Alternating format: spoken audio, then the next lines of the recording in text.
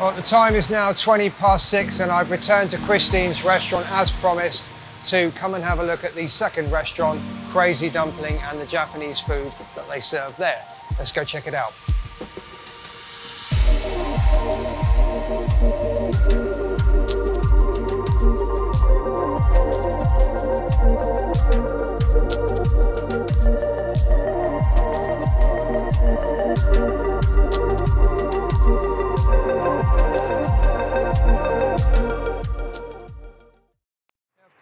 Most restaurants and establishments look so much better during the evening when all the lights are going. But I've got to admit, it's a really nice sort of welcoming venue and eating area. When you walk in, you've got these lovely lights and hanging plants in the corner, and then the Viet-Van here that we saw earlier. And then when you look out to the rear end of the restaurant, you've got the Crazy Dumpling, which is surrounded in this bamboo, all in keeping with the Asian theme. Christine, how are you? Welcome back. Good evening. It's not raining. I know, we're in luck. I thought we were going to get caught with the rain, but now that you're here, it's all good. All right, let's get on with it. So introduce us to the Crazy Dumpling then. Yes, so this afternoon you guys were at Viet-Van. Now let me show you the nighttime venue behind, which is called the Crazy Dumpling. Let me show you guys in. So this is just right behind Viet-Van. It's in the same location. And what we really envision for this place to be is, a nighttime spot where people could come, chill, really accessible, come for a couple of light bites, drinks, our crazy cocktails, and of course, we want to take you on a journey around the world with our dumplings. So we wanted to do something different, and Russell and I, my partner, we love dumplings, and we spent a lot of time thinking about what sort of feelings would be in the dumplings. And because both of us have traveled so much, we thought, hey, why don't we, bring together our memories of our favorite cuisines all in one bite. So the idea is really that we want to bring our guests on a journey around the world in just a few bites. We opened Crazy Dumpling about 7 or 8 months after we opened Viet-Van, and everything that you see here is designed and sourced by both of us ourselves. Well, actually mainly Russell. All of the bamboo furniture, the idea for the bar, everything right from top to bottom that you see here is just done by ourselves. We didn't get anyone to do it for us. The only thing that we got someone to do for us is the floor doodle. Yeah, I did notice that earlier. So Russell designed all of this on the computer, and we found a really good doodle artist who's living here in Phuket. He's done a lot of doodling work in Dubai, in the UK, and in Phuket as well. And it was really cool because all we did was gave him a picture on a mobile phone, and in 3 days he was able to replicate exactly what was on the phone to the floor. And of course your neon signs are brilliant. Yep, and obviously we got to have a crazy neon sign. I love people I can be crazy with. Like lots of people, take pictures with them and post it on Instagram, which is great. It's also helped us to, get shared a lot. When we first opened, within the first 3 months, obviously things were still slow with the international tourists. About 70% of our customers were actually Bangkokians, either local Thais or coming into residents. Here? Right. Yeah. And it was surprising because we really weren't doing a lot of marketing then. We were still testing the dumplings, we were still making minor changes to the menu, but it really got a lot of attention from Bangkokians. So I also had a few Bangkok media reach out to me, Thai media, to interview me and ask about the concept and if I was going to bring this to Bangkok. So we'll see. Yeah, well, the future beckons. So you can really see, like for example, those little sake cups that you see up there, and these 3 monkeys. See no evil, speak no evil, touch no evil. Sorry, hear no evil, sorry, but yeah. I like that, So touch no evil, that ought to be added. Yeah, let me add that one, oops. The idea is that obviously when it gets more busy, we're hoping for a much busier December. We're going to put more live entertainment together. Russell obviously is very well versed in the entertainment industry. He's got lots of contacts, so really the idea would be to, try to get some of his contacts like DJs, local musicians and artists to, pop by for a pop-up event. Yeah, I think a DJ in here wouldn't go down too badly. Yeah. So the main highlight for us would be the dumplings, and obviously, like I mentioned, we want to take you on a journey, on a culinary journey around the world. So we've got the local, or rather the familiar Asian or Thai flavors, like the green curry, the tom yum, and then we also have the duck, which is a very popular Chinese dish here. But then we also wanted something that's, a bit more quirky, a bit more fun. So we have the cheeseburger dumpling, and that's by far our best seller and the signature dumpling for sure. It's like, is there no escaping the American hamburger I want? No, there isn't. We also have a few different flavors like the Speedy Gonzales, and then which is like Mexican chili pork with caramelized onion, with salsa and a guacamole dip, my favorite. We also have the twerking and jerking. So is that the best one in your opinion? So this is something that I recommend a lot. So we work with one of the suppliers who also has a place in Bangkok. It's called Erie Bangkok. Yeah, so we work together with him to kind of develop the dumpling flavor for this. So it's one of the popular ones. It's not the usual flavors that you get. It's not, chicken, spicy, non-spicy, or a sweet sort of dumpling. It's something that an international tourist or an expat would appreciate. No, I like the sound of that. Yes. And then obviously we've got the takioza. So it's like a mix between a taco and obviously a gyoza.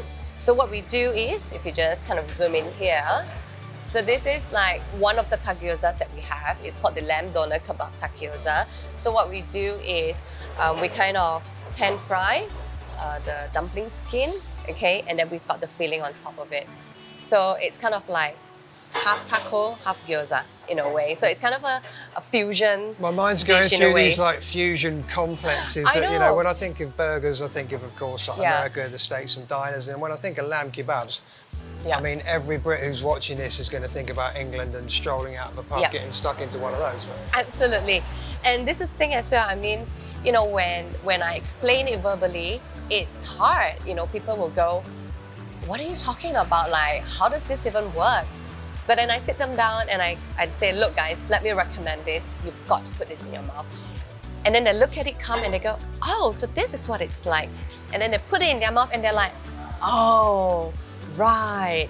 So it's a really fun experience. It's the experience that we want to give our guests as well. The fact that it's fun, it's something that they were not expecting.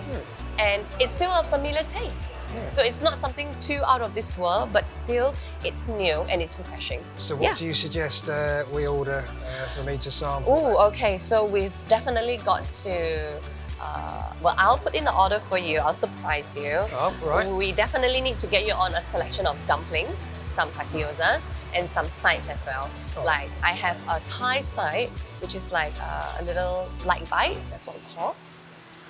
Not going to give away too much first. Let me put in the order and then we'll feast. All right, well let's go and watch this all being made then. Yeah.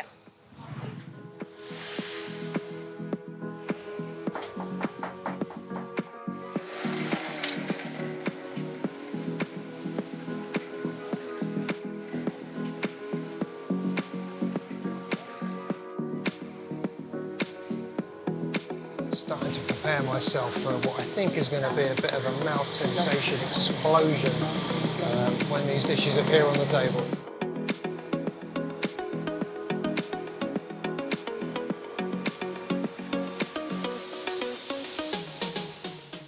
So, Christine, this splendid meal has arrived. Yes, so this full of surprises, I imagine. Yes, this is like a mini dumpling feast, per se. Normally, an average... Cheers, by the way. Oh, cheers. Let's do that first. Cheers to dumplings. So, what we have here, let me introduce the dishes. We've got the signature cheeseburger dumpling. You're going to take a bite and go... these, right? Ooh, what's that? Is that going to taste like a cheeseburger? You tell me. And then we have our second bestseller, which is the duck dumplings. Right. Then we have the takioza. So here for today, I chose for you to try the red tuna takioza. And for some of our Japanese-inspired sides, we have the wakame salad with slices of cucumber, and my personal favorite, the tom yum buttercorn salad. Tom yum buttercorn salad. I've had Yes. tom yum gung before, and You're gonna I think, like yeah, this one. tom yum guy. Lovely. You're gonna like this one. Any ideas as to which one I should start with, or? Okay, so because this is a little bit more sweet, I suggest that you go for the cheeseburger dumpling first. All right, let's do that then. Okay, so you just tilt that and you go for it. And you tell me. I'm gonna join you for this one. Yeah, well, of course. Well, ladies first. You select your. It's okay. I'll take the one here. Here we go. Chopsticks up and away. Right, let's do this. That, of course, has got that hamburger kind of flavour, but embraced with the dumpling. Could use with do with a bit more sauce. I mean, one of my favourite burgers is a Big Mac, and I was getting essences of that from the dumpling. So, a 10 out of 10, superb. Okay. So one thing that we want to try to do as well here is also serve it up in a way that's a bit more different. Like we try to be a bit more considered with the plating. So as you can see, you know, it's not just a kind of like an empty, boring plate served with just dumplings. We actually do try to create a presentation of sauce. Not really fine dining, but I think you Completely. I mean, you can could see where that we're going with that. the decoration there had Right. the cheese around the outside Exactly. and a lovely gherkin Yeah. touch on top. So we try to showcase the ingredients that we use, or rather the ingredients that are being used to create those flavors in the plating itself as well. So this is duck and the sauce, is that So this hoisin is sauce? Or? with a sprinkle of hoisin sauce, Uh-huh. spring onion, and fresh cucumber slice. Yeah, that is fantastic. Yeah, it's almost like it's like the duck's been patéed or We purified can in give you the some way. secret. Right. But Won't divulge. These are the textures that I'm getting. But yeah, the flavour, tremendous.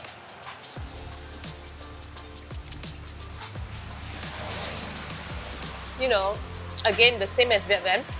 As you can see, everything is made to order. All the ingredients are bought fresh daily as well. So, you know, we take pride in making sure that all the ingredients are fresh so that the flavors that we want to achieve does actually gets delivered. That's really key for our food concepts here. No, it's great. So that's it for the signature dumplings. Yeah. Okay. So we wanted to do something a bit different on the menu. And, you know, we were having tacos one night and we thought, can we make tacos from gyoza, from a dumpling skin? And we tried it out. So here you have the raw red tuna topped with papa sprouts, our secret homemade sauce, and served on top of a dumpling skin. That makes for our takyoza. So what you do is you take one and eat it like a taco. And yeah, because you don't traditionally get tuna anywhere near Mexican food, do you?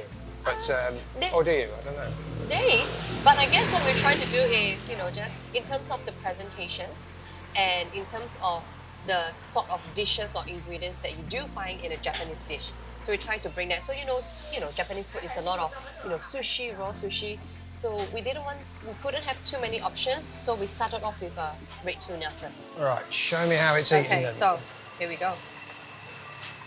Okay, so take this. Okay, take this. Okay, tuna. Okay, and then I kind of like to just do that a little bit. Okay, and then oops, and then just go for it. All right, all in. You get the light flavors of the fresh vegetable, of the apapa, and then you get that pinch of the red tuna, but it's not heavy tuna fish taste as well. No, it's not. I mean, I like fish, and I think it's got some lovely flavours in there.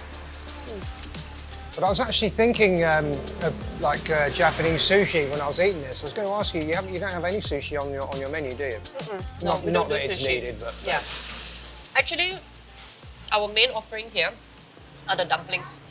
These are just something like small sides that we can change and innovate.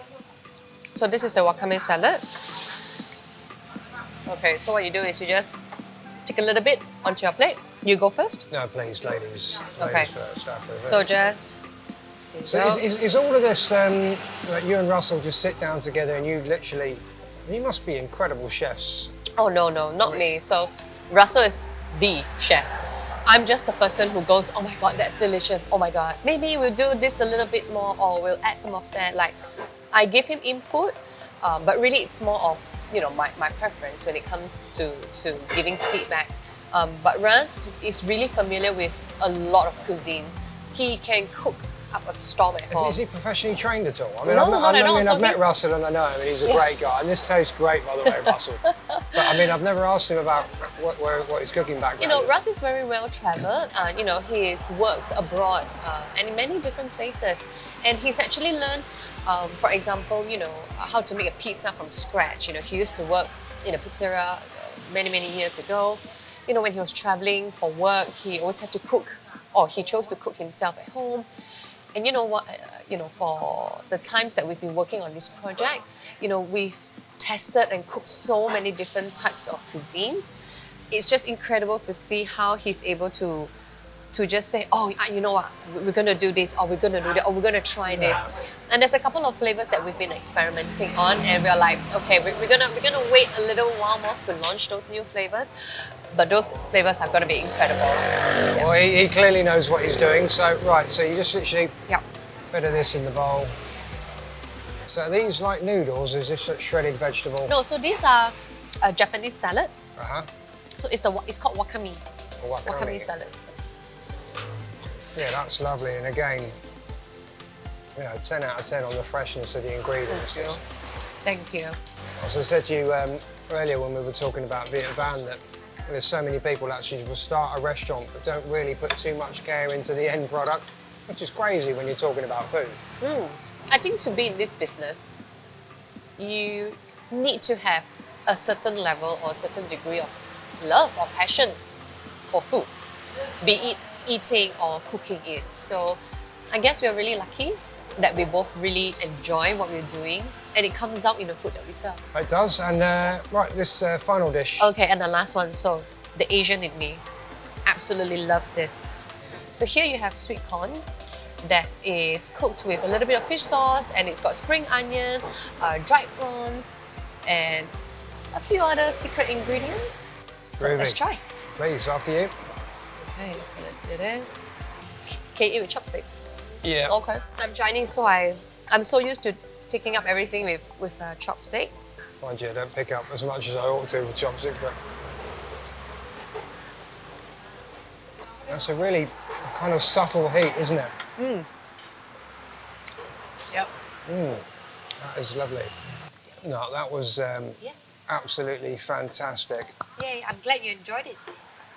Well, Christine, I just wanted to say it has been an absolute pleasure meeting you again, of course. It has been a pleasure having you at Viet-Van and Crazy Dumpling today. Yeah, and I've heard a lot about yourself, clearly the entrepreneurial woman here, and succeeding in Phuket, which is wonderful.